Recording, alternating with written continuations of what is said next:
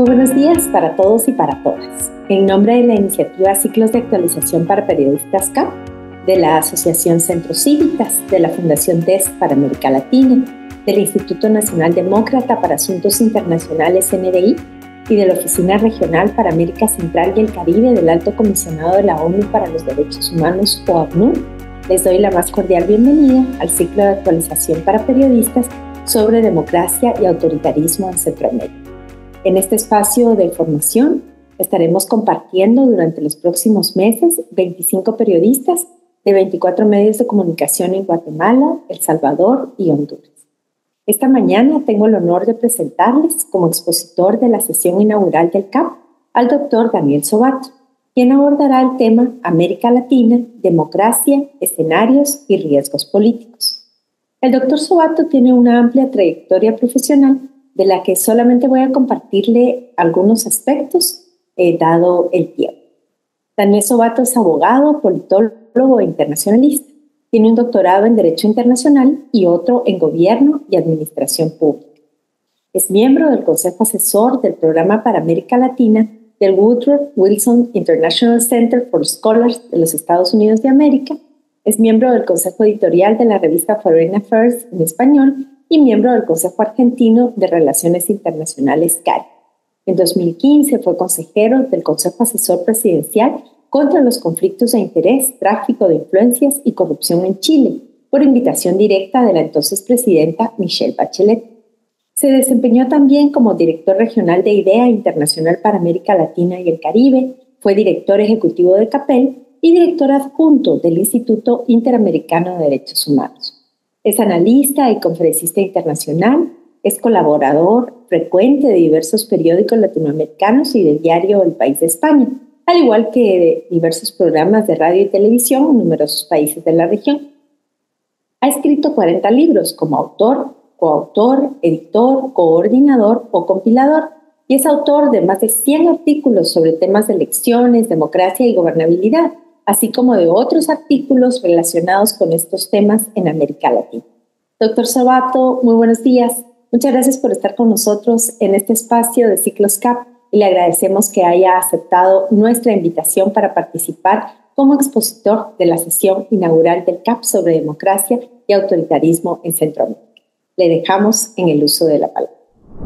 Muy buenos días a todas y todos. Muchísimas gracias, Marielos, por tus palabras, por tu presentación tan generosa. Es un verdadero placer poder acompañarles esta mañana. Les agradezco a todas las instituciones la deferencia y el honor que me hacen en haberme invitado para poder exponer. Va a ser una exposición larga, les advierto. He preparado alrededor de unas 70 slides porque quiero hacer 4 cosas.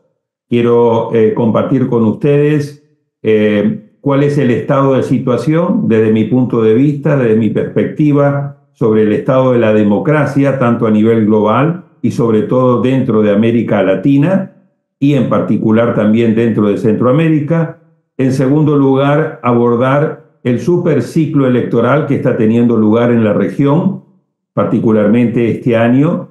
Es el último de los 4 años de este superciclo, con una agenda electoral muy cargada, 6 elecciones presidenciales, que viene a coincidir con la mega agenda electoral que a nivel mundial va a tener lugar este año. Va a ser el año de mayor número de elecciones, en más de 70 países, más de 80 procesos electorales muy significativos, uno de ellos de gran importancia tanto a nivel geopolítico mundial como a nivel de la región latinoamericana y centroamericana, como son las elecciones del 5 de noviembre en Estados Unidos.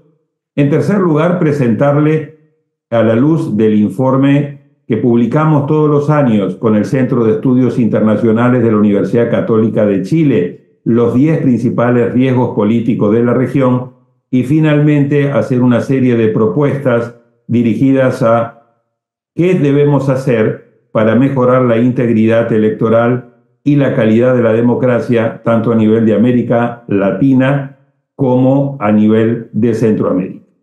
Este es la hoja de ruta, estos son los 4 principales componentes de esta hoja de ruta y a partir de ahora iniciaré mi exposición. Quiero arrancar con una primera reflexión de entrada, porque creo que es muy importante a la hora de analizar Centroamérica dentro de América Latina y América Latina dentro de este cambio de época que está teniendo lugar y la reconfiguración que estamos viendo del escenario global, porque mucho de lo que está pasando a nivel global termina incidiendo de manera positiva o negativa, abriendo amenazas y desafíos, pero también generando oportunidades tanto para la región latinoamericana como para Centroamérica. Estamos teniendo 2 macro tendencias, en mi opinión. Una, todo lo que tiene que ver con el cambio climático y otro, lo que tiene que ver con la disrupción tecnológica, particularmente lo que se viene acelerando desde el año pasado con el tema de la inteligencia artificial. Estas son 2 macro tendencias que han llegado para quedarse y respecto de los cuales nuestros países todavía no han logrado articular una respuesta oportuna, eficaz en materia tanto de cambio climático y sobre todo respecto del tema de inteligencia artificial. Tenemos a su vez 3 crisis actuales a nivel global instaladas.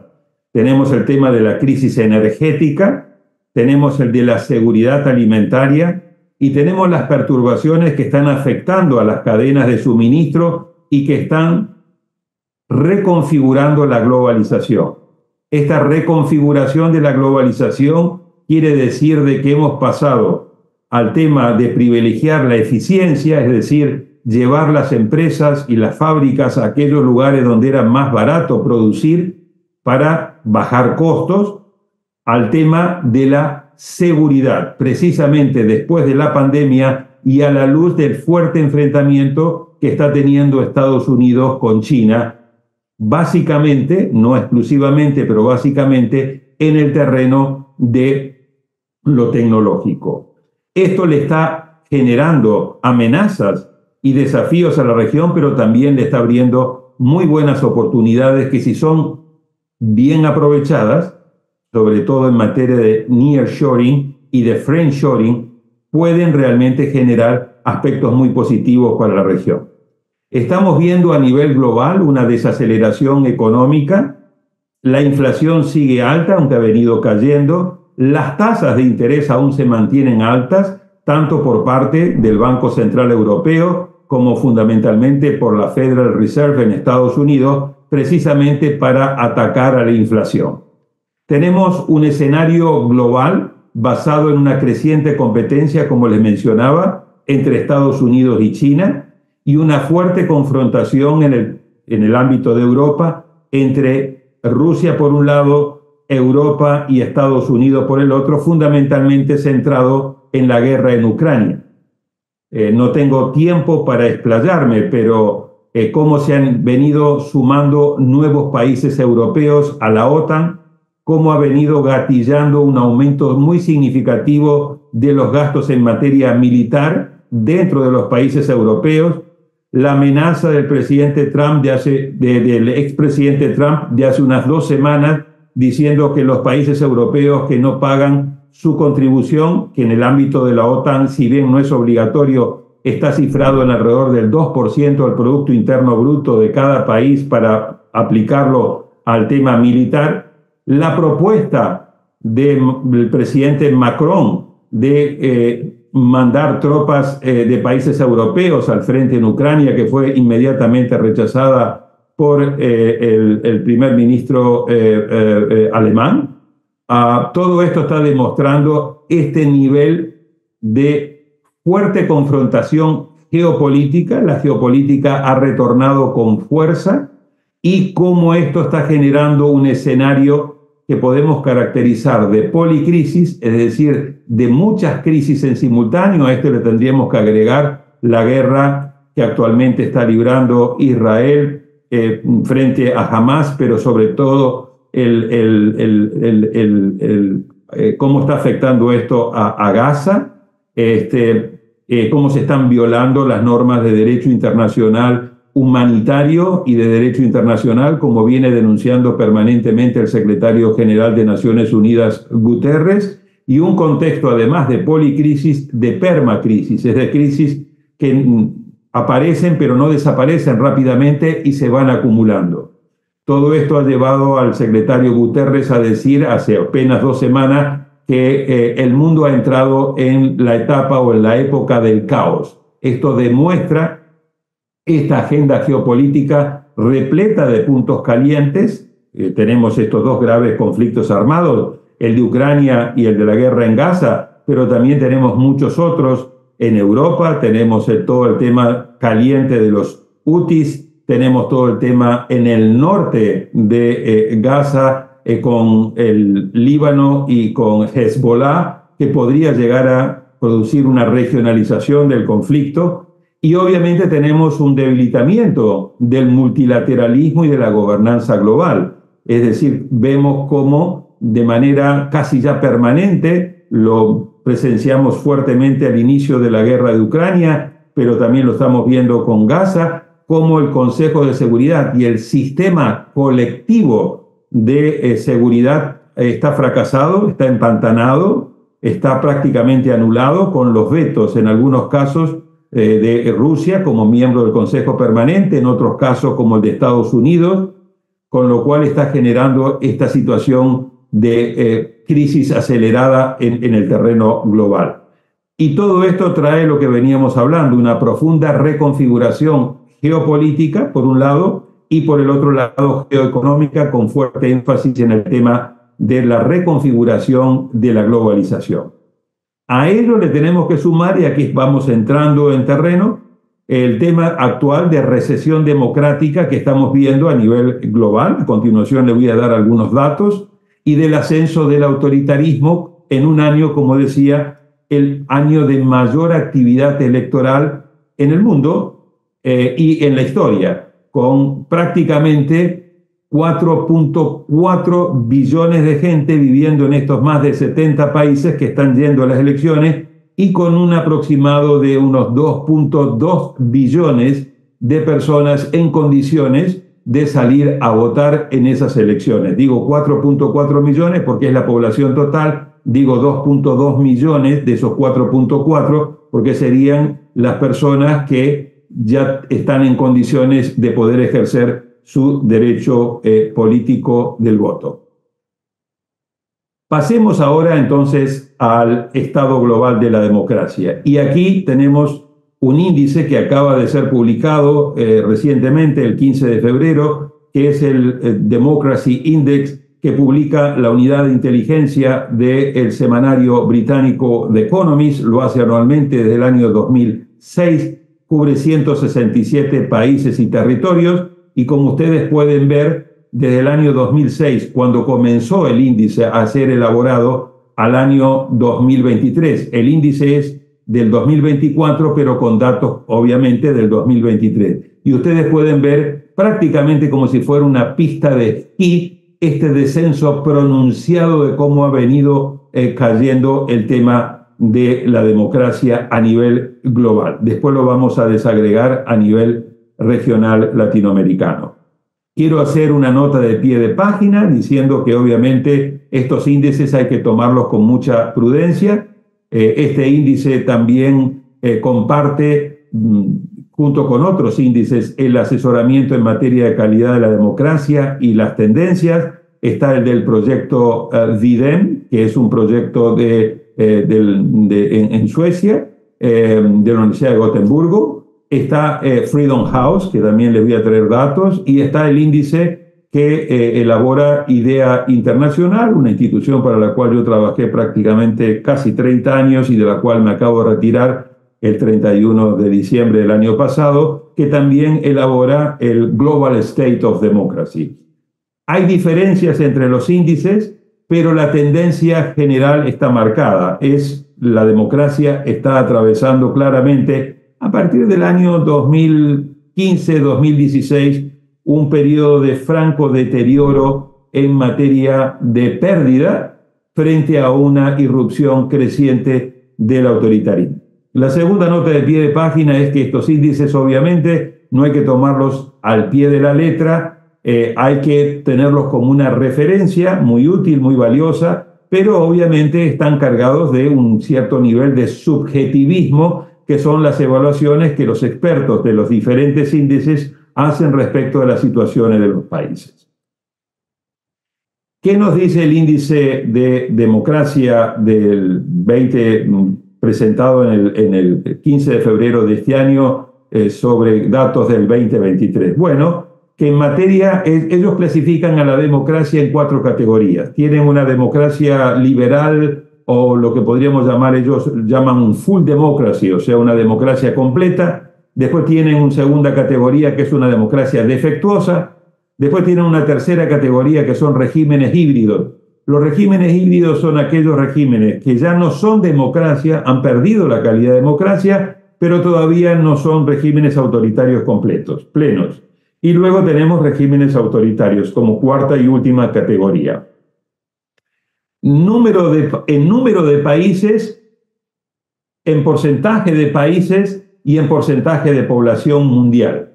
Ustedes ven que en materia de full democracy o democracias completas hay solamente 24 países de los 167. Eso representa un 14% en número de países y apenas el 7.8%, casi un 8% de la población mundial. En democracias defectuosas hay prácticamente el doble, o democracias incompletas, son 50, que representan casi un 30% de los países y casi un 38% de la población mundial. Es decir, que entre democracia liberal y democracia defectuosa no llegamos al 50% de los países prácticamente, tenemos 74 sobre 157, estamos cerca, y tenemos alrededor de 45% de la población mundial. En regímenes híbridos hay 34 países que representan el 20% de países y el 15% de la población, y en regímenes autoritarios es el de mayor número, 59, que representan un 35% de países y casi el 40% de la población. Es decir, que en números gruesos tendríamos un 40 más 15, un 55% de la población viviendo entre regímenes híbridos y sobre todo regímenes autoritarios, y un 45% viviendo en democracias incompletas y apenas es un 8% en democracias plenas. Si vemos otro índice, que este es el índice del Global State of Democracy de IDEA Internacional, también coincide con que la democracia se viene deteriorando alrededor del mundo, y se señala que en los últimos 6 años el número de países avanzando hacia el autoritarismo es más del doble que aquellos que transitan a la democracia. Es decir, que si tuviésemos una carretera de doble vía, veríamos casi del doble de los países que van avanzando de democracia al autoritarismo que aquellos que van avanzando del autoritarismo a la democracia. Los que van avanzando del autoritarismo a la democracia están en la parte de arriba del gráfico en verde. Los que van avanzando en la parte de hacia el autoritarismo lo tenemos en la parte inferior del gráfico en rojo. Si pasamos del Global State of Democracy de IDEA a Freedom House, que era el otro de los índices que le mencioné, pues aquí tenemos otro elemento muy importante. 17 años consecutivos de declive democrático. Prácticamente en el último año, 2022, se ha logrado casi que una situación de empate entre los países que han mejorado, 34, en línea en la parte superior del gráfico, en color azul, versus 35, que son los que se han deteriorado en la parte inferior del gráfico en color rojo. Pero esto es respecto del último dato de Freedom House. Pero si ustedes se fijan, en los otros años los retrocesos eran significativamente mayores que los avances. Y de nuevo lo podemos cifrar con mucha fuerza a partir del año 2015. Es cierto que a partir del año ya 2006, si ustedes lo ven en el gráfico, si se mueven hacia la izquierda, al inicio del gráfico, ya a partir del 2006 comienza a haber mayor número de países que pierden calidad respecto de los que mejoran. Pero esto se agudiza fuertemente a partir del año, como les decía, 2015, 2016. Por ejemplo, en el 2015, 72 se perdieron calidad frente a apenas 43 que han ido mejorando y así sucesivamente. Si pasamos ahora de lo global al tema de cuál es el estado de la democracia en América Latina, tomando como referencia el mismo índice de la democracia de The Economist, de la unidad de inteligencia del año 2023, las noticias tampoco son buenas a nivel de la región. América Latina experimenta un deterioro continuo de la calidad de la democracia y el promedio regional ha vuelto a descender por octavo año consecutivo, pasando de 5.79 a 5.68. El índice de The Economist se mueve desde 0, el porcentaje más bajo, a 10. Entonces, tendencia número 1, negativa. 8 años consecutivos, lo volvemos a cifrar, 2015, 2016, a la fecha, perdiendo calidad de la democracia. Pese a ello, Latinoamérica se mantiene como la tercera región más democrática del mundo, detrás de lo que es Europa y América del Norte. Eso es un dato que me parece importante. No solamente estamos mal en la foto, estamos mal en la película. Venimos descendiendo. La región obtiene calificaciones positivas. El índice tiene 5 criterios, 5 categorías. Y tenemos de esas 5 categorías, en 3 hay calificaciones positivas en términos comparados. En materia de elecciones y pluralismo, que es uno de los criterios, en materia de libertades civiles y en materia de participación política, en ese orden. Sin embargo, en los otros 2 criterios, en las otras 2 categorías, la región promedio regional califica bastante mal. En cultura política y en materia de funcionamiento del gobierno. Esto es muy importante tomarlo en cuenta.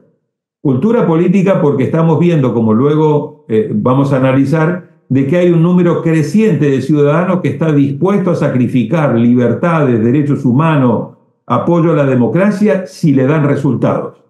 Y lo segundo está muy correlacionado con el tema del funcionamiento del gobierno. La democracia está teniendo un serio déficit de delivery, está encontrando muchos problemas de poderle dar resultados oportunos y eficaces a la ciudadanía. El otro elemento muy importante es que a la hora de clasificar la tipología de los países, de acuerdo al índice de la unidad de inteligencia de The Economist, encontramos estas 4 categorías que yo le mencionaba. Encontramos, por un lado, las democracias plenas. Ustedes recuerdan que eran el 8% casi de la población a nivel mundial. Y en la región hay 2 democracias plenas en el índice 2023. Uruguay, que siempre está ahí, y Costa Rica, que en algunos años está como democracia plena y en otros años está como democracia imperfecta. Chile, que en el año 2022 estaba como democracia plena, desciende de categoría y pasa al de democracia defectuosa. Paraguay, por el contrario, que estaba como régimen híbrido, se mueve hacia arriba y pasa de régimen híbrido al democracia defectuosa de baja calidad. La mayoría de los países latinoamericanos mantienen su clasificación, salvo estos movimientos, pero muchos ven disminuir sus promedios, lo que indica un serio deterioro a pesar de mantener su misma categoría. ¿Qué quiero decir con esto? Que, por ejemplo, un país como El Salvador sigue siendo considerado un régimen híbrido, pero en la tabla del 2023, yo les invito a que luego la revisen, El Salvador tiene el nivel más bajo del score completo desde que se comenzó a hacer el índice en el 2006. Lo mismo pasa con Guatemala, lo mismo pasa con Honduras, lo mismo pasa con México, lo mismo pasa con Nicaragua, que de todos, en la región centroamericana es, como luego vamos a ver con un poco más detalle, el que tiene el menor índice de calidad de la democracia. el mayor deterioro del cual América Latina sufre una nueva disminución, como decíamos, por octavo año consecutivo en materia de calidad de la democracia, está en lo que está pasando en Centroamérica. Los mayores retrocesos están en Honduras, que ocupa de los 157 lugares que hay el puesto número 95. Están en El Salvador, que ocupa el lugar número 96. Están en Guatemala, que ocupa el lugar número 100, pero recuerden que este es un índice del 2023 y yo creo que a la luz de la elección que acaba de tener el año pasado, de la transición y la llegada de Bernardo Arévalo a la presidencia, creo que este índice va a mejorar el año que viene.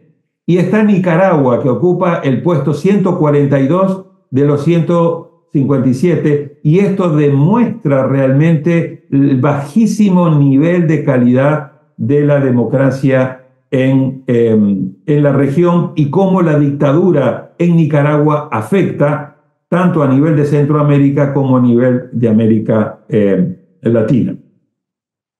Esto también demuestra la triple clasificación que tienen los países de Centroamérica, si es que tenemos una mirada amplia de Centroamérica que incluye desde Panamá hasta Guatemala. Yo excluyo en esto a Belice y podemos luego incluir incluso a México, que también, no en Centroamérica, pero digamos en toda la parte norte de América Latina, que también es calificado como un régimen híbrido. Dentro de Centroamérica tenemos tres categorías de países. Tenemos los regímenes híbridos, que son la mayoría en la parte norte. Ahí tenemos a Honduras, tenemos a El Salvador y tenemos a Guatemala. Tenemos una dictadura, un régimen autoritario pleno, que es Nicaragua. Por lo tanto, de Nicaragua hacia arriba, la situación y el panorama es realmente muy preocupante. Tres regímenes híbridos y una dictadura. Y luego tenemos, digamos, la parte sur, donde ahí tenemos dos democracias, una plena, como es la de Costa Rica, y otra defectuosa o incompleta, como es la de Panamá. Si quisiéramos sumar a Centroamérica los países CART, o sea, Centroamérica más República Dominicana, ahí tendríamos claramente la situación de República Dominicana calificando similar al caso de Panamá como democracia defectuosa o incompleta. Por lo tanto, tenemos un panorama subregional centroamericano o CART muy diverso. Tres regímenes híbridos, una dictadura, una democracia plena y dos democracias defectuosas. ¿Cuáles son los principales desafíos de la región? De acuerdo a The Economist, después lo vamos a ver en los riesgos políticos, el de la seguridad ciudadana, incluyendo el crimen organizado y el narcotráfico. Este tema llegó con mucha fuerza en la agenda regional latinoamericana y se ha posicionado en nuestro índice, como luego lo vamos a ver por segundo año consecutivo, como el principal riesgo político, que ya no afecta únicamente a un grupo de países, sino que está afectando a toda la región y se está volviendo un verdadero dolor de cabeza incluso para las democracias plenas, como es el caso de Uruguay y de Costa Rica, o democracia que era hasta hace poco plena y ahora es democracia incompleta, como es el caso de Chile. Es decir, que las tres democracias que tienen mejor calificación en nuestra región tampoco se han podido salvar del problema de la seguridad ciudadana, el crimen organizado y el narcotráfico. Y lo unido a este tema es cuáles están siendo las respuestas que los gobiernos de la región están dándole a este problema. Y ahí estamos viendo cómo estamos observando un aumento de las respuestas autoritarias de ciertos gobiernos a estos problemas. ¿Por qué? Porque en muchos casos las respuestas democráticas a los problemas de la inseguridad no han dado los resultados esperados. Y ahí se ha ido posicionando lo que yo he llamado la buquelización de la política, que después lo podemos ver con más detalle en el diálogo que vamos a tener.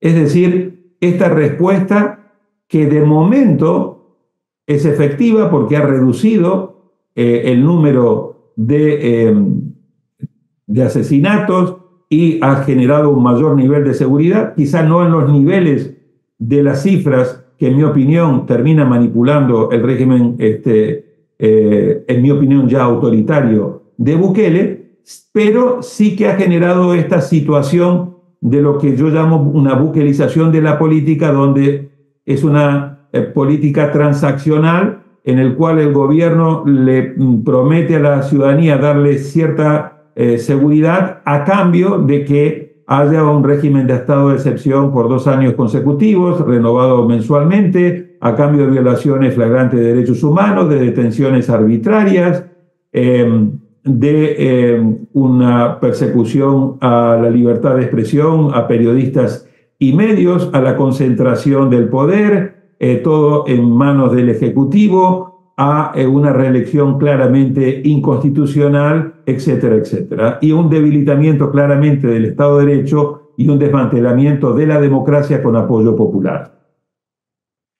Esto también lo estamos viendo de que en materia de integridad electoral la región también está acusando, por un lado, un cierto nivel de elecciones hechas con criterios de integridad electoral, pero por el otro lado estamos viendo elecciones que en algunos casos se convierten en verdaderas farsas electorales, como fue el caso de Nicaragua, o rodeadas de muchas irregularidades y de judicialización, como hemos visto de cara a la primera vuelta en Guatemala, con intentos de golpe de Estado luego, o de evitar de que el candidato del Movimiento Semilla pudiese disputar la segunda vuelta, luego que fue electo, que pudiese asumir la presidencia, o en contextos de mucha violencia política, como vimos la campaña recientemente en Ecuador, con el asesinato del periodista Fernando Villavicencio, o con altísimos niveles de polarización,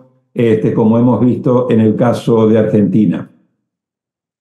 Por lo tanto, el balance que estamos viendo, de acuerdo a este índice, en la región de América Latina es la siguiente. Tenemos 2 democracias plenas que representan apenas el 1% de la población total, porque son 2 de los países más pequeños en términos de población de la región, que son Uruguay y Costa Rica.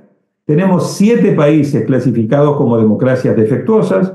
Ahí está Argentina, Brasil, Chile, Colombia, Panamá, Paraguay y República Dominicana.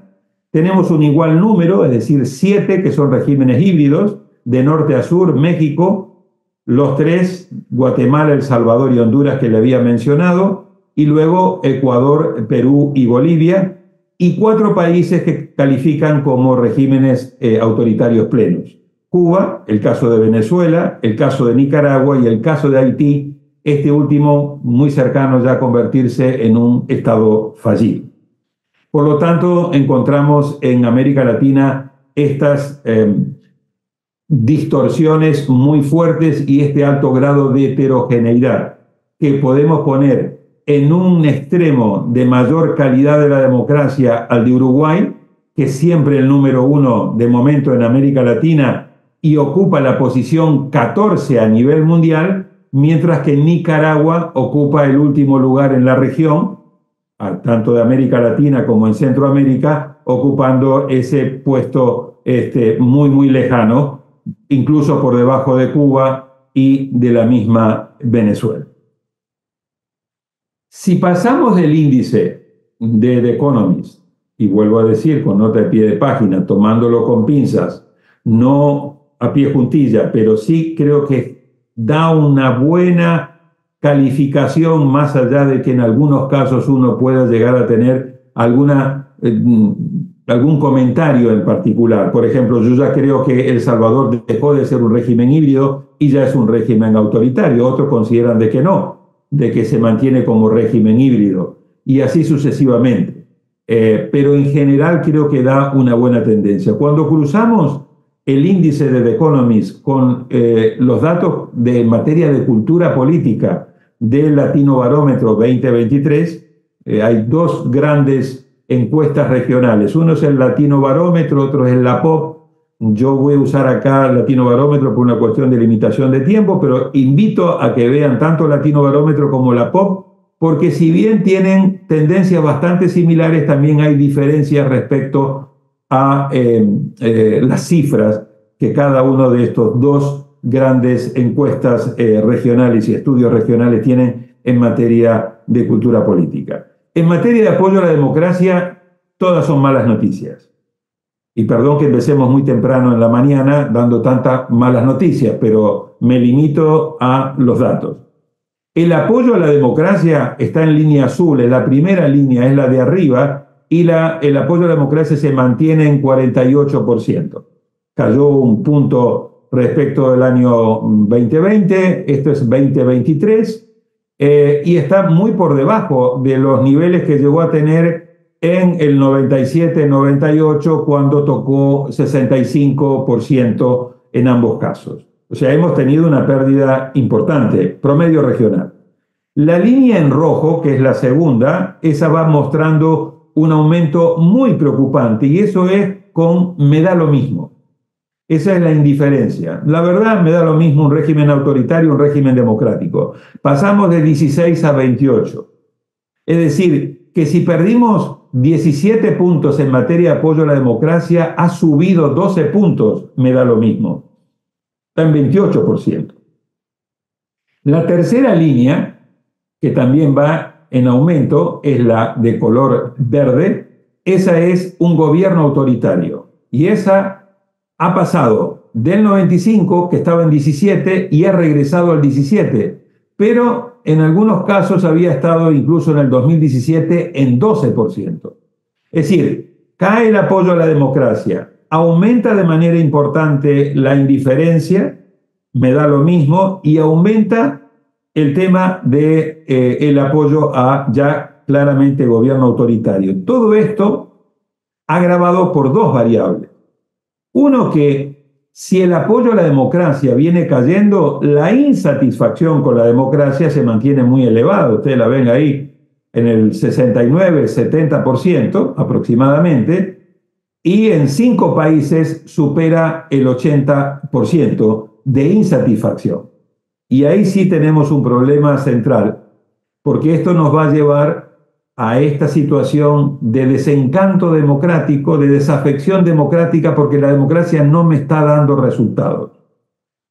Y aquí tenemos un elemento central, antes de pasar a este tema, que se ve agravado por el hecho de que para un 54% promedio regional latinoamericano, señala de que no me importaría un gobierno autoritario siempre y cuando resuelva mis problemas. Recuerden esta frase: no me importaría un gobierno no democrático siempre y cuando resuelva mis problemas.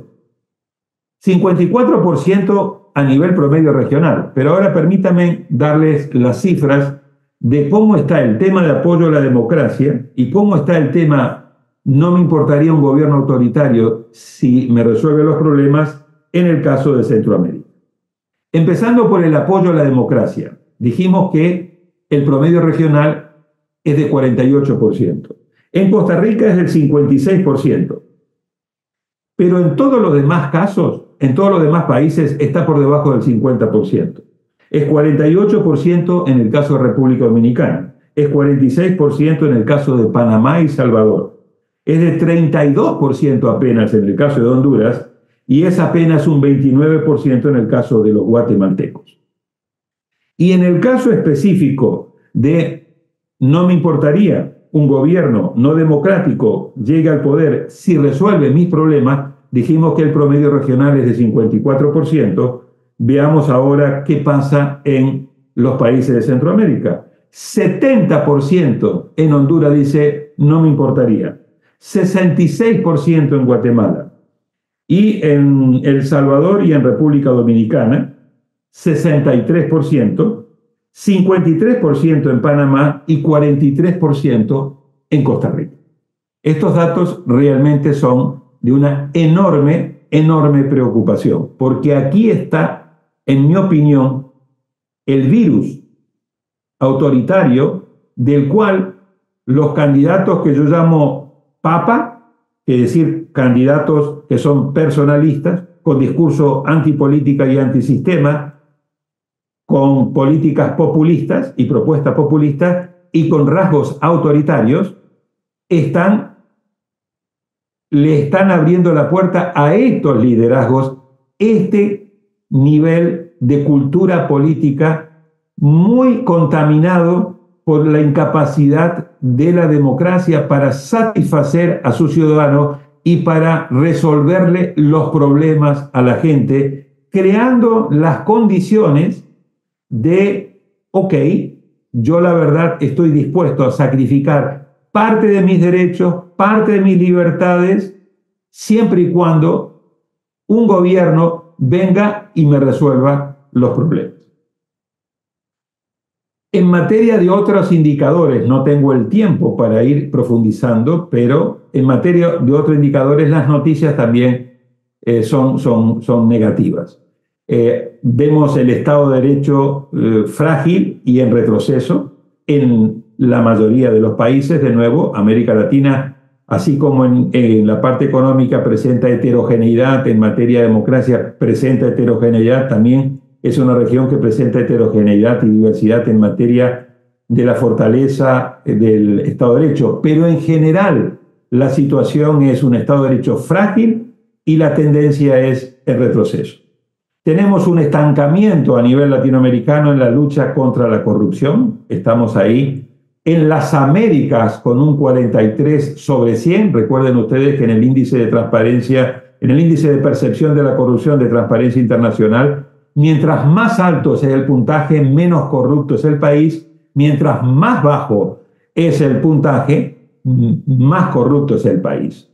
Cuando le sacamos a Canadá, cuando le sacamos a Estados Unidos, cuando le sacamos a algunos de los países del Caribe, la verdad que la situación es tremendamente preocupante en términos de, por ejemplo, fíjense, en Honduras tiene 23, o sea, hasta 20 puntos por debajo de la media de las Américas, que ya está por debajo del 50%, Guatemala 24, y así sucesivamente. El Salvador apenas 33, Panamá apenas 36.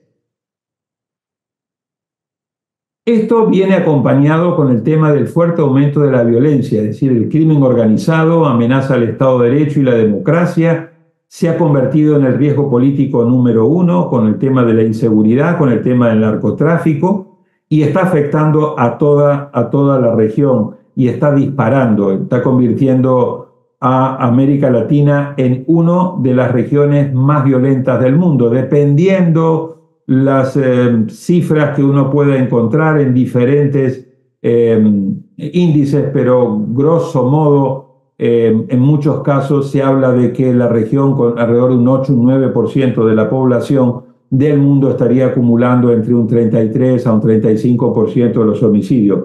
Difieren dependiendo la fuente, pero el problema es muy serio y quizás el caso más dramático que hemos vivido más recientemente ha sido la explosión de violencia, de inseguridad que ha vivido y está viviendo Ecuador, donde ha tenido una explosión exponencial en materia de homicidios.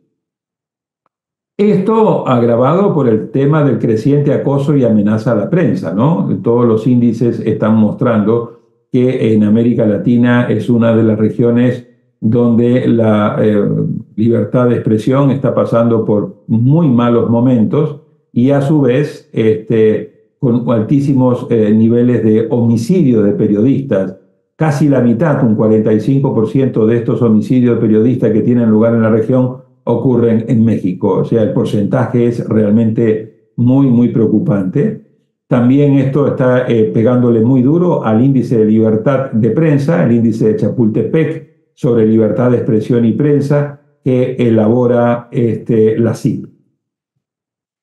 Este es el contexto rápidamente político en materia del estado de la democracia que quería describirles, pero no puedo abordar la mirada completa regional si no tocamos al menos muy rápido algunos datos del contexto económico-social, porque están, como decía, muy vinculados el uno con el otro. Empecemos por el tema del crecimiento. América Latina tiene un problema serio de bajo crecimiento. Entre el año 2014 y el año 2023, América Latina como región volvió a tener una segunda década económica perdida, con un crecimiento promedio regional anual de apenas 0,8% de ese promedio regional, que es menos de la mitad de lo que fue el crecimiento económico promedio regional durante la primera década económica perdida en los años 80. Es decir, acumulamos una segunda década económica perdida desde la llegada de la democracia en la región en 1978-1980. En estos 40 y tantos años, la mitad prácticamente han sido 2 décadas económicas perdidas, pero esta segunda década perdida ha sido mucho más grave que la primera, y la proyección para el crecimiento del año 2024, con perspectivas del Fondo Monetario Internacional, siguen siendo muy preocupantes. Ahí ven ustedes que mientras el mundo crecería 2,9, tiene una desaceleración, como le decíamos al inicio, de ese crecimiento económico. En el caso de América Latina, es realmente el Fondo Monetario Internacional, yo creo, un poco optimista, lo pone en 2,3%, similar al nivel de crecimiento del año pasado, 2023, pero CEPAL pone una situación menos optimista. CEPAL, como vamos a ver, proyecta apenas un crecimiento promedio regional de 1,9%. En Centroamérica el crecimiento va a ser por encima de este promedio regional, si bien con heterogeneidad. Este es lo que le decía, el crecimiento que proyecta CEPAL, 0,4% por debajo del crecimiento que proyecta el Fondo Monetario Internacional, y ahí ustedes pueden ver Panamá con 4,2%, luego tienen básicamente a República Dominicana también como uno de los países que más va a crecer dentro del componente países CARD, pero los otros países, caso de Honduras 3,5, Guatemala 3,4, Nicaragua 2,9, México 2,5, El Salvador 2 puntos, es decir, con tasas muy bajas de crecimiento, insuficientes para poder reducir la desigualdad, reducir la informalidad y reducir los altos niveles de pobreza que aquejan a la región. Acá tienen ustedes, esto no es un electrocardiograma, sino que es la volatilidad del crecimiento económico de América Latina desde 1951 a el 2023, para que ustedes vean cómo hemos ido con esos stop and go muy vinculados con el tema también vinculado a lo que pasa en el contexto global internacional. Como les mencionaba, estas tasas de crecimiento económico, esta segunda década perdida, si a eso le sumamos la herencia maldita que dejó la pandemia y que sigue dejando en materia de desarrollo humano, en materia de pobreza, en materia de desigualdad, en materia de informalidad, tenemos niveles muy preocupantes. La pobreza en el 2022 era de 32%, la pobreza extrema 13,1%, es el primer gráfico, los últimos 2 indicadores, las últimas 2 barras. En el panorama social de América Latina que se presentó recientemente, este nivel de pobreza para el 2023 baja al 29%, o sea, baja prácticamente la situación prepandemia, se acerca al 30%, y la pobreza extrema al 11,4%, es decir, han pasado prácticamente 5 años y la región lo único que ha hecho es regresar a ese 1/3 de ese 30% de pobreza y a ese 11,4% de pobreza extrema. Y uno de los problemas centrales es no solamente el bajo crecimiento económico, no es solamente las altas tasas de desigualdad, sino el tema de la informalidad en el sector de trabajo, en el sector de empleos. La región tiene muchas dificultades para generar nuevos empleos que sean empleos de calidad, y esto está determinando, por un lado, un fuerte desencanto en todos los sectores, pero de manera especial también en los jóvenes, a los cuales hay que agregar un porcentaje importante, entre el 20 y un poco más, de NINI, de jóvenes que ni trabajan ni estudian, que es materia prima, carne de cañón para la delincuencia, para el crimen organizado y para el narcotráfico. Y Lo otro es que esto alimenta mucho de los flujos migratorios que salen de los países.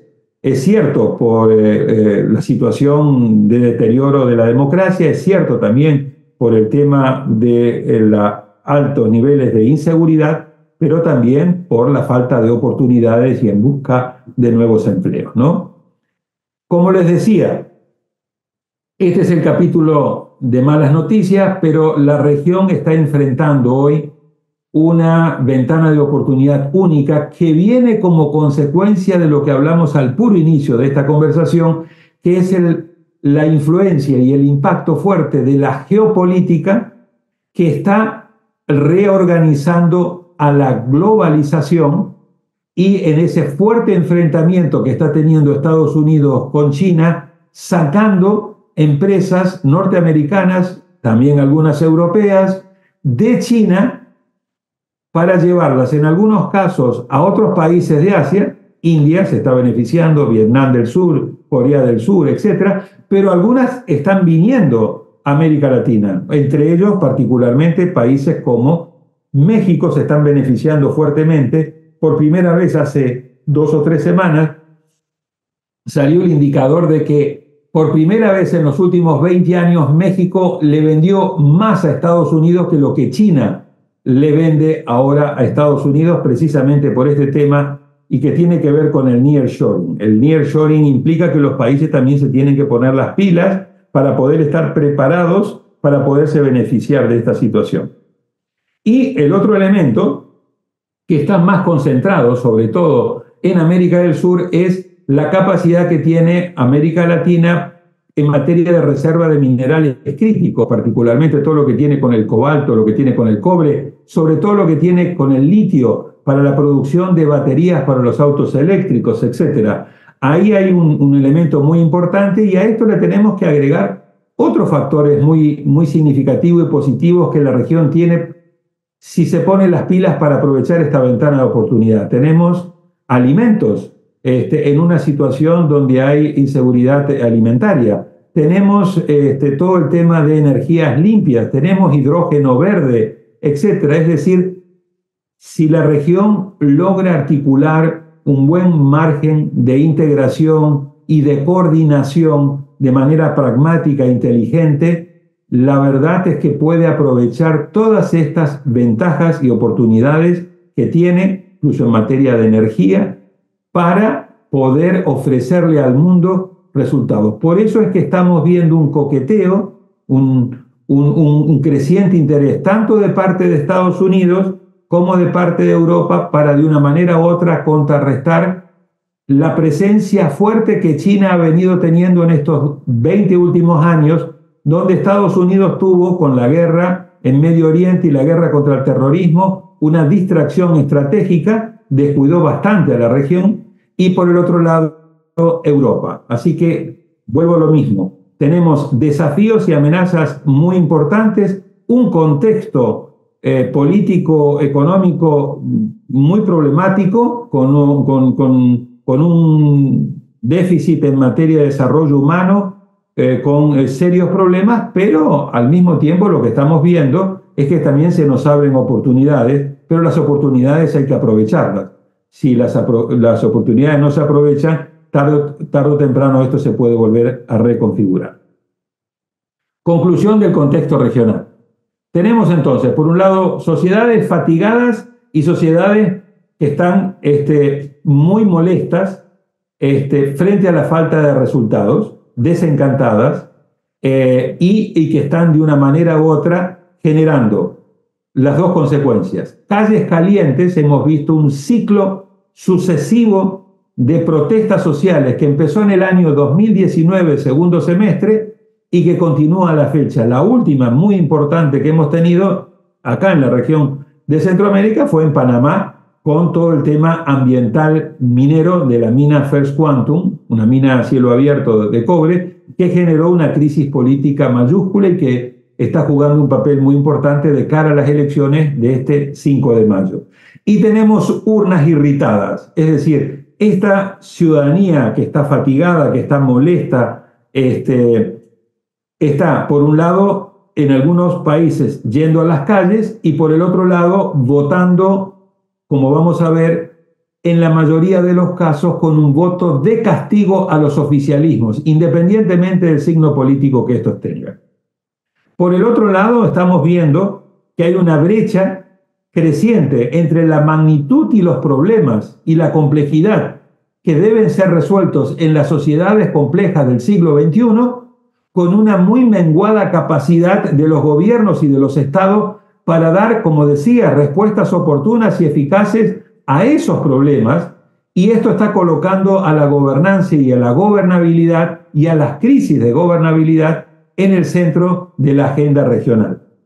Y esto acompañado de lo que decíamos, con ciertas tendencias. Estamos viendo tendencias de populismo, estamos viendo tendencias de un sentimiento antipolítica y antiélite, estamos viendo en algunos casos un nativismo xenofóbico, es decir, un creciente sentimiento anti-inmigración y a su vez un crecimiento de tendencias autoritarias, todos fenómenos que amenazan con socavar las democracias de la región.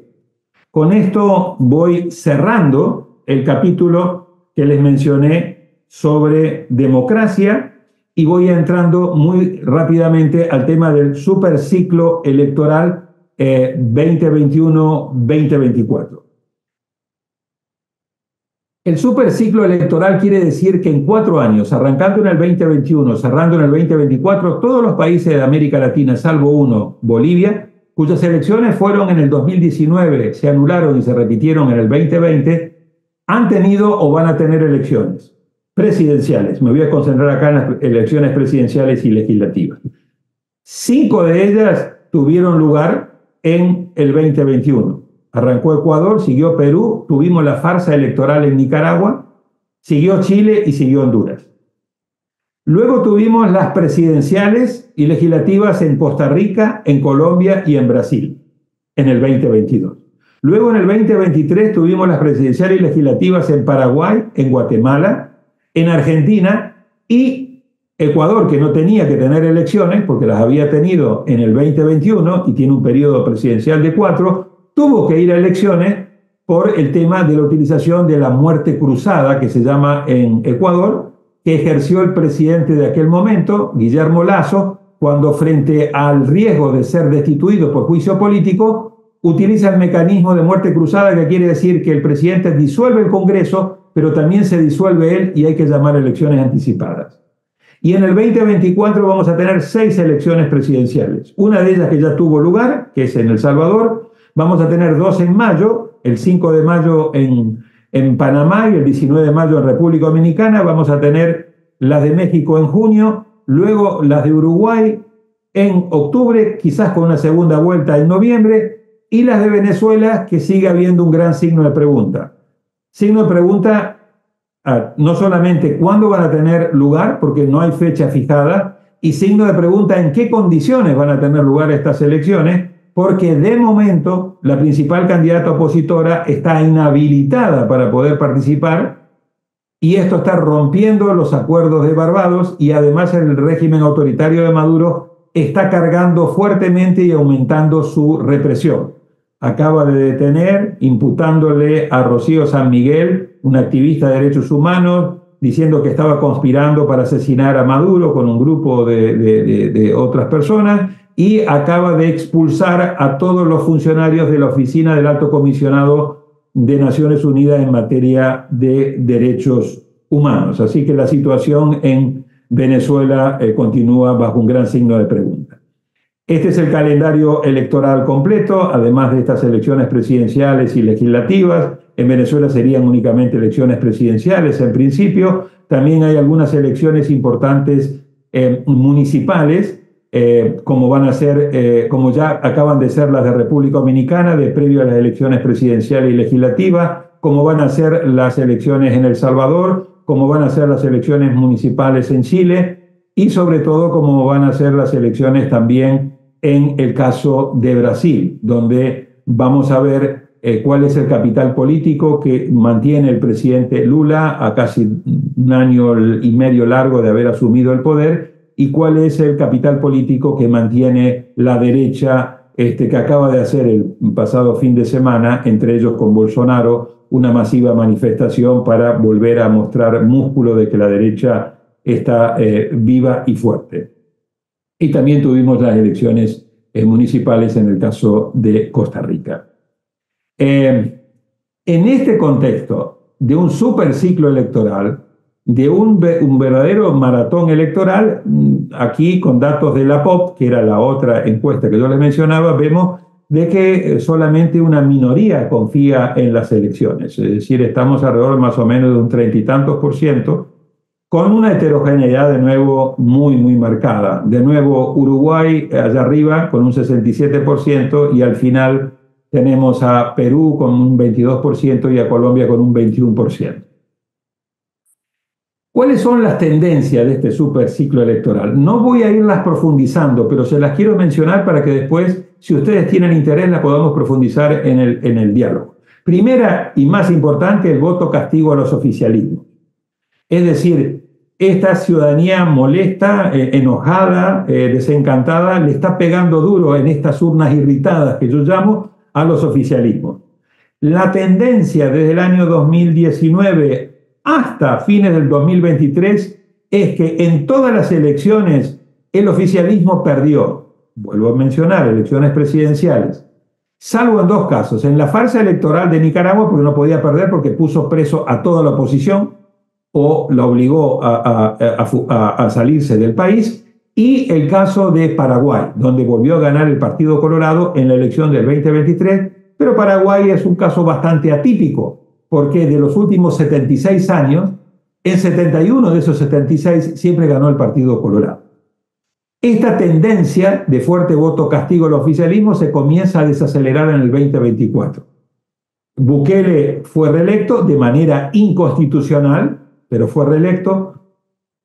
Hay la probabilidad de que en República Dominicana Abinader lleva una ventaja y podría ser reelecto, con lo cual ganaría el oficialismo. Hay una posibilidad, de acuerdo a las encuestas, que Claudia Sheinbaum del partido Morena, es decir, no a AMLO, Andrés Manuel López Obrador, porque no puede ser reelecto, pero sí que el partido Morena gane la presidencia con Claudia Sheinbaum, es bastante probable. Entonces, en 3 de estas 6 habría la posibilidad de que o gane el presidente su reelección o gane el partido la reelección. En el caso de Panamá, yo anticipo que es muy improbable, yo ya no uso la palabra imposible, me he equivocado muchas veces, así que digo improbable, que pueda ganar el oficialismo. Creo que están dadas las condiciones para una alternancia, como es típico en todas las elecciones en Panamá. En Uruguay, en la encuesta que salió esta semana, de momento, aunque faltan muchos meses para octubre, hay un 47-40, 47 a favor de la izquierda, que podría regresar al poder, y 40% en la coalición que constituyen el Partido Colorado, el Partido Blanco, el Partido Colorado y Cabildo Abierto. De momento parecería que habría alternancia. Y en el caso de Venezuela es un gran signo de pregunta. Dependerá en qué condiciones de integridad, de competencia, de equidad, de transparencia tendrán lugar esas elecciones y a su vez quiénes van a poder participar del lado de la oposición. Así que eso se mantiene. Pero lo que vamos viendo es que en el 2024, por cuestiones muy específicas nacionales, el voto de castigo, si bien continuará siendo lo mayoritario en este superciclo electoral, en el 2024 vamos a ver una desaceleración. Segundo, esto trae como consecuencia que hay mayor alternancia, ciclos políticos más cortos y una menor frecuencia de la reelección consecutiva. Hasta hace poco, presidente que en América Latina buscara la reelección la conseguía sin ningún lugar a duda. Había muy pocas excepciones. Daniel Ortega, que había perdido en 1990 con Violeta Barrios del Chamorro, e Hipólito Mejía, que había perdido en el año 2004 con el presidente Fernández en República Dominicana, y la crisis mayúscula desatada por la reelección en el caso de Fujimori en Perú. En todos los demás casos, presidente que había buscado la reelección lo había logrado, salvo ya en los últimos tiempos. Es decir, Morales buscó la reelección y las elecciones fueron anuladas en el 2019. Mauricio Macri buscó la reelección en el 2019 y la perdió frente a Alberto Fernández. Jair Bolsonaro buscó la reelección en el 2022 y la perdió, es cierto, por poco, pero la perdió frente a Lula. Tan es así, tan es fuerte el desgaste que están teniendo los presidentes que Guillermo Lasso, aún pudiendo después de la muerte cruzada intentar ganar esa elección, se retiró, ni participó. Y Alberto Fernández, un caso inédito, también resignó y no buscó la reelección. Digo un caso inédito en Argentina porque todos los presidentes de la última etapa que podían tener lugar a la reelección la buscaron, salvo Kirchner, que no buscó su reelección, pero se habló de la reelección conyugal. Él no la buscó, pero le creó todas las condiciones para que quien fuera electa fuera su mujer, Cristina Fernández de Kirchner, que sí después buscó su reelección. Los únicos presidentes que de momento fueron reelectos fueron los que lo hicieron en contexto de farsa electoral. Nicolás Maduro en el 2018, Daniel Ortega en el 2021, o bien el caso de Nayib Bukele en una reelección claramente inconstitucional. Tenemos un uso creciente del balotaje ahí en los países donde hay balotaje. En la mayoría de los casos donde había posibilidad de ir a balotaje, se tuvo que ir a balotaje para definir la presidencia. Recuerden que en América Latina el balotaje es únicamente para la presidencia. El Congreso siempre queda integrado en primera vuelta, salvo en Haití. Y en todos estos casos, del 2021 a la fecha, donde había posibilidad de balotaje, hubo que ir a balotaje y en varios de esos casos, en la segunda vuelta ganó el que había quedado en segundo lugar en la primera vuelta, lo que se llama reversión de resultados, lo cual genera mayores desafíos en materia de gobernabilidad porque son presidentes que por lo general llegan sin mayoría propia en el Congreso. De nuevo aquí El Salvador es una excepción. Bukele vuelve a ganar en primera vuelta por una diferencia muy mayoritaria, pero vuelvo a insistir, en una reelección inconstitucional y en un proceso electoral marcado por un sinnúmero de irregularidades que, en mi opinión, invalidan no tanto quizás la reelección, no tanto la elección presidencial, porque esa es inconstitucional, sino la elección de Congreso, con una transmisión de resultados y un escrutinio totalmente bochornoso por parte del actual Tribunal Electoral de El Salvador. Muy lamentable y muy criticable. Pero fíjense, en el 2021, en el caso de Perú hubo que ir a una segunda vuelta. En el caso de Ecuador hubo que ir a una segunda vuelta. En el caso de Chile hubo que ir a una segunda vuelta. En el 2022, en el caso de Colombia, hubo que ir a una segunda vuelta. En el caso de Brasil hubo que ir a una segunda vuelta. En el caso de Costa Rica hubo que ir a una segunda vuelta. En el 2023, en el caso de Guatemala, hubo que ir a una segunda vuelta. En el caso de Ecuador, que repitió, hubo que ir a una segunda vuelta. En el caso de Argentina, hubo que ir a una segunda vuelta. Entonces, vemos esta frecuencia de presidentes que les cuesta ganar primera vuelta porque hay un gran nivel de fragmentación del sistema de partidos políticos. ¿Me explico? Y en muchos de estos casos hubo reversión de resultados. Boric había quedado en segundo lugar en la primera vuelta, ganó la presidencia. Castillo repitió. Lasso había quedado en segundo lugar, ganó en la segunda vuelta. Colombia repitió. Lula repitió por un margen estrecho, pero repitió. En el caso de Costa Rica hubo reversión de resultados. Había quedado en primer lugar Figueres y en segundo lugar Chávez. En la primera vuelta hubo reversión de resultados. En el 2023 hubo reversión de resultados en Argentina con Milei. Hubo reversión de resultados en el caso de Ecuador con Daniel Noboa, que había quedado detrás de Luisa González, la candidata del partido del expresidente Correa.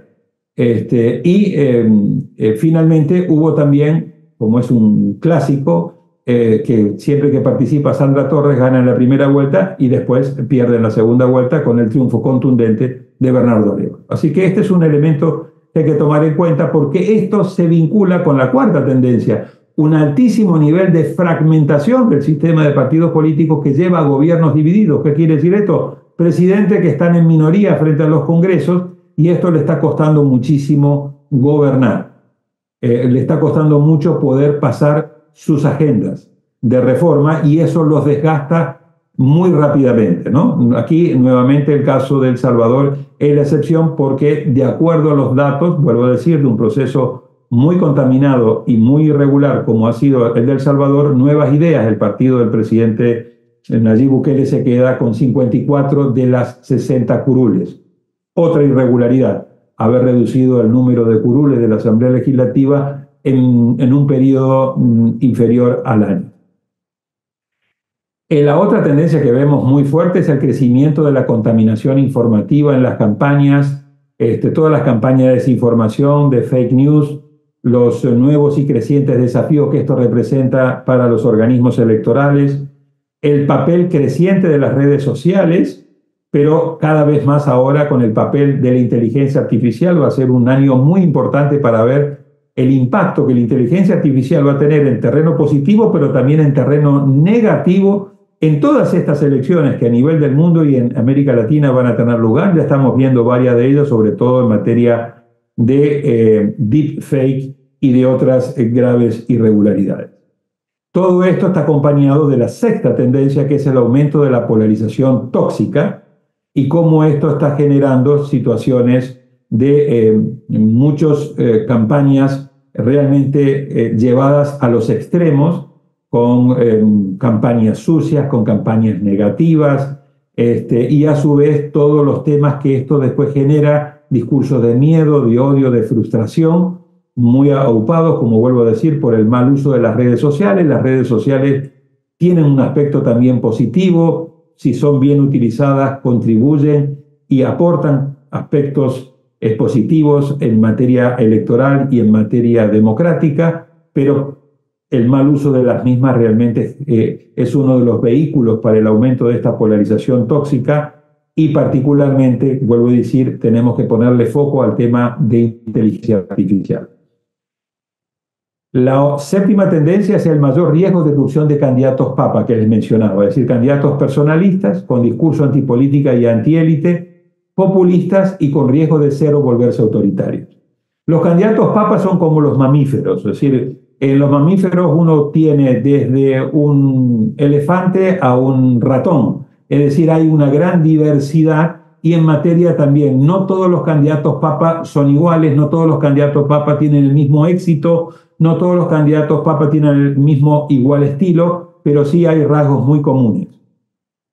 Octavo, en materia de género, pese a ciertos avances muy importantes, continúan los techos de cristal. Promedio en América Latina, debido a las cuotas de género, debido a las cuotas de equidad, etcétera, básicamente lo que hemos ido logrando es que la representación esté prácticamente en alrededor del 35% de las mujeres en los parlamentos.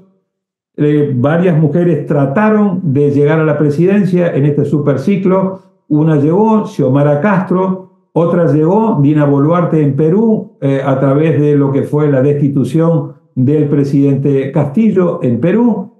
Sandra Torres lo intentó nuevamente, perdió. Luisa González lo intentó en Ecuador, perdió. Y claramente en las elecciones de junio México tendrá por primera vez, disculpen el typo que tiene ahí la transparencia, México tendrá por primera vez sí o sí una presidente mujer, porque ambas candidatas, Xochitl Gálvez de la oposición y Claudia Sheinbaum del oficialista Morena, son las dos principales contendientes. Hay muy pocas mujeres gobernadores o alcaldesas y también muy pocas mujeres en la mayoría de los gabinetes de América Latina. El noveno es un alto nivel de resiliencia democrática, pero con diferentes e importantes niveles en materia de integridad electoral. El tema de llegar al poder a través de unas elecciones transparentes y libres sigue siendo un elemento muy importante. Los países de América Latina, como ustedes pueden ver acá, tienen niveles muy variados de integridad electoral.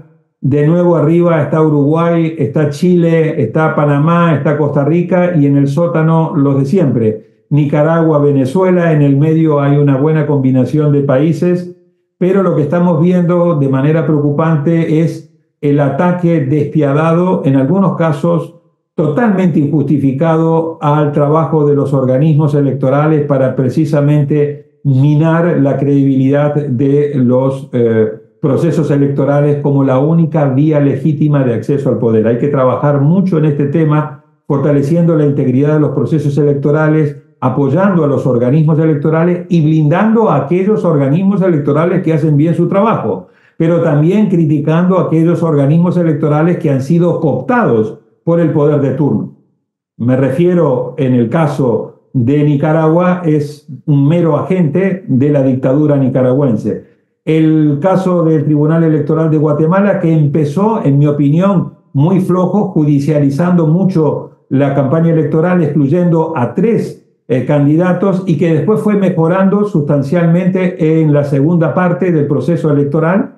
Me refiero al trabajo sin mayor autonomía y con un escrutinio y una transmisión de resultados totalmente bochornosa, con muchas irregularidades del Tribunal Electoral en el caso de El Salvador. Es decir, tenemos una gran variedad de situaciones en la región. Por el contrario, en el caso de Panamá, un tribunal con mucha integridad, mucho profesionalismo, lo mismo en el caso de Costa Rica, un muy buen trabajo en el caso de la última elección presidencial donde fue electa Xiomara Castro, en el caso de Honduras, y un muy buen trabajo con mucho profesionalismo y mucha independencia en el caso de la Junta Central Electoral en el caso de República Dominicana.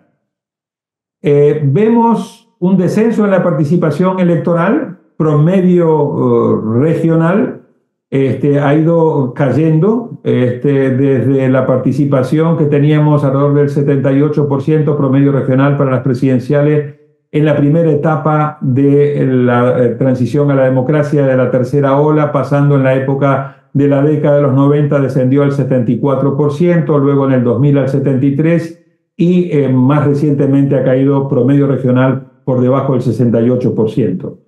Las últimas elecciones municipales es cierto que siempre tienen un nivel de participación más bajo que las presidenciales, pero para citar tan solo 2, mucha abstención en el caso de Costa Rica, 31%, mucha abstención en el caso de la elección municipal reciente en República Dominicana, comparado con los datos históricos de participación en República Dominicana, cercana al 46-47%. En muchos países se está volviendo a instalar el debate de voto obligatorio sí, voto obligatorio no, voto obligatorio con sanciones, qué tipo de sanciones, etc. Este es un tema que también está reingresando a la agenda electoral.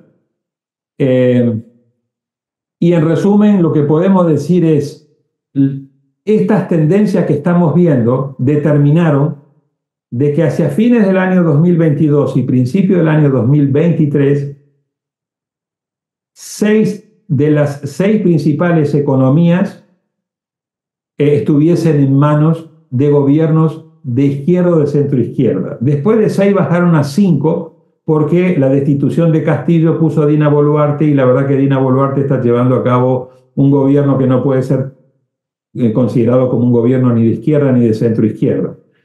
Pero esto ha comenzado a desacelerarse, como decía, y en el año 2023, de las 4 elecciones que hubo presidenciales, 3 la ganó la derecha. La ganó en Paraguay, la ganó en Ecuador y la ganó en Argentina. Es cierto, hay diferencias muy importantes entre los gobiernos de izquierda. No es la misma ola rosa que hubo a inicios del año 2000. Es una nueva ola rosa con mayor diversidad, con menor fuerza, y con un escenario regional y global mucho más complejo que hace que estos presidentes no tengan los niveles de popularidad que tenían los presidentes de la primera ola rosa.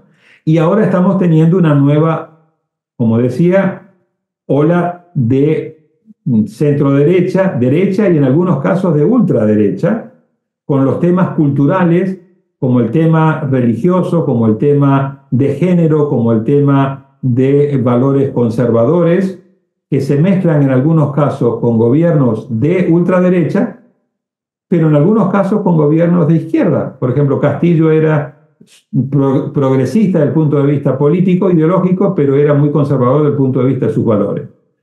Y el maratón electoral, como le describí, con estos triunfos de los oficialistas, va a traer un mayor balance. Por lo tanto, yo veo al final de este año una región en América Latina diferente, más diversa, más heterogénea que la que teníamos hacia fines del 2022-2023, donde había la fuerte impronta de una marea rosa. Teníamos a Andrés Manuel López Obrador en México, teníamos el caso de Petro en Colombia, teníamos el caso de Castillo en Perú, teníamos el caso de Boric en Chile, teníamos a Alberto Fernández en Argentina y teníamos a Lula en Brasil. Esto se comienza a desacomodar, ya no está Perú, ya no está Argentina, y vamos a ver una situación de un mapa político más diverso, más heterogéneo, sin olas rosas ni olas azules predominantes. Me voy a escapar ese gráfico y después lo podemos ver, y voy a entrar rápidamente al informe de riesgo político. Voy a mencionar únicamente los 10 riesgos, lo vamos a analizar en detalle cuando tengamos la parte de diálogo, pero me interesa mucho plantear cómo estamos viendo nosotros la región de este informe de riesgo político. Este es el 4º año que publicamos con el Centro de Estudios Internacionales de la Universidad Católica de Chile, con mis colegas Diego Rojas y el caso de Jorge Satt, que es el director a su vez del Centro de Estudio Internacional. Vemos un escenario político complejo, nuevamente, en 2024, marcado por incertidumbre, volatilidad y aumento de riesgo político. Estos son 3 elementos claves. Alto nivel de incertidumbre, alto nivel de volatilidad y aumento de riesgo político. La región oscila entre el deterioro de la democracia y la resiliencia de la democrática. En materia de deterioro ya le di muchos ejemplos. En materia de resiliencia creo que tenemos 2 muy importantes. El intento de golpe de Estado el 8 de enero del año pasado, perpetrado por la extrema derecha en contra del gobierno de Lula, que acababa de asumir hace una semana, fracasó. Y el intento del pacto de corruptos de evitar y boicotear la segunda vuelta en la participación de Bernardo Arévalo y la llegada al poder también de momento fracasó. Así que ahí tenemos 2 ganancias importantes que hay que valorar, que hay que aprender de ellas, y bueno, no son ganancias absolutas ni permanentes, pero sí creo que son ejemplos que muestran este nivel de resiliencia. También hay un nivel de resiliencia de parte importante de la sociedad civil, de los grupos de derechos humanos, de los periodistas, de ustedes que están en la verdadera primera trinchera, en la primera línea de defensa junto con los activistas de derechos humanos. En la medida que estos pactos de corruptos, estos gobiernos autoritarios terminan cooptando toda la dimensión institucional de la democracia, los frenos y contrafrenos, los balances de poder, en la medida que terminan controlando o anulando los órganos autónomos de control, las fiscalías, etcétera, las verdaderas trincheras de resistencia de la democracia hoy están quedando fundamentalmente en ustedes, los periodistas, en los activistas de derechos humanos, en los defensores sociales, y por eso hay que ayudar a preservar y fortalecer los espacios de la sociedad civil y proteger mucho la libertad de expresión. El principal riesgo, como van a ver, es de inseguridad, delincuencia y crimen organizado y narcotráfico, que se posiciona por 2º año consecutivo como el principal riesgo político en América Latina. El otro tendencia muy importante es presidentes que se desgastan muy rápido apenas llegan al poder, salvo situaciones muy excepcionales como pueden ser la de Bukele, como puede ser la de Andrés Manuel López Obrador, pero en general, salvo algunas otras pocas excepciones, el desgaste de los presidentes es muy rápido y viene acompañado, como les decía, por serios problemas de gobernabilidad democrática. Las lunas de miel prácticamente se agotaron. Déjenme darle ejemplos muy rápidos. De todos los presidentes que fueron electos en América del Sur del 2021 a la fecha, 2 de ellos no llegaron a los 2 años. Castillo en Perú y Lasso en Ecuador. 2 de ellos nos llevan todavía 2 años y tienen un desgaste por debajo, o sea, un nivel de rechazo por encima del 60 y un nivel de apoyo cercano al 30. Boric en Chile y Petro en Colombia.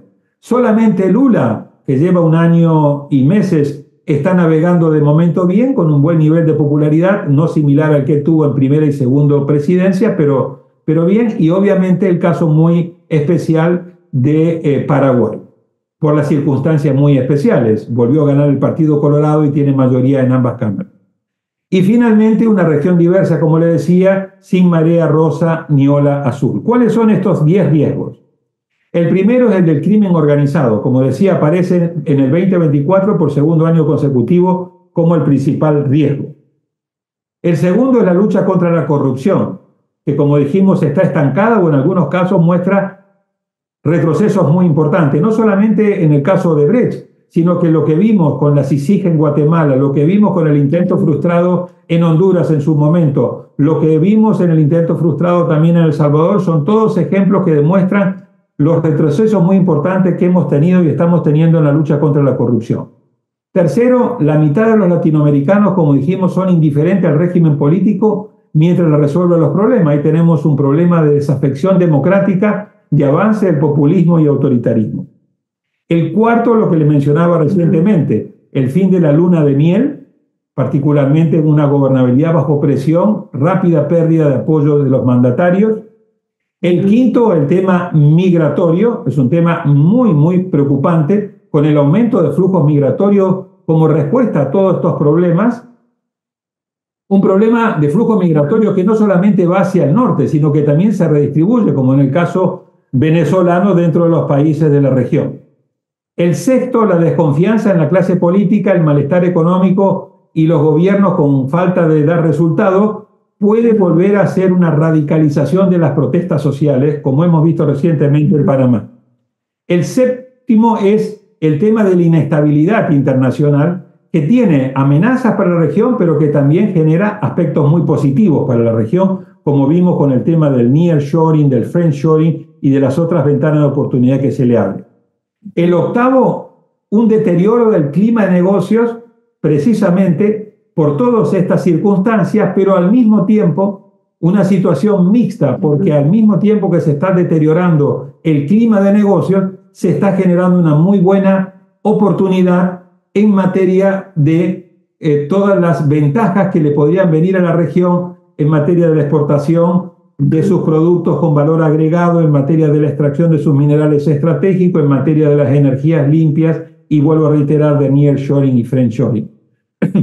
El noveno, el tema del impacto de la tecnología, inteligencia artificial, redes sociales, ciberamenaza en la política. Este es un tema central. Desinformación y polarización son dos de los principales riesgos que a su vez el World Economic Forum en su reunión ahora de enero del 2024 colocó como los principales riesgos de su tabla de 10 para los próximos 2 años. Es decir, lo estamos viendo no solamente a nivel global, sino también a nivel regional, y el tema de la ciberseguridad. Los ataques de los ciberataques tanto para las empresas, pero también para el sector público, para una región que no está preparada para estos temas. Y el 10, todo el tema relativo a seguridad alimentaria, escasez hídrica y el regreso del fenómeno del Niño con la sequía que esto está produciendo y ya los efectos muy perversos que estamos viendo en el corredor seco en Centroamérica, en la falta de agua acá para el canal de Panamá y en otros países, como vimos, por ejemplo, el año pasado en Argentina, con lo que implicó para el fracaso de una cosecha y la pérdida para este país de $40.000 millones en materia de exportación.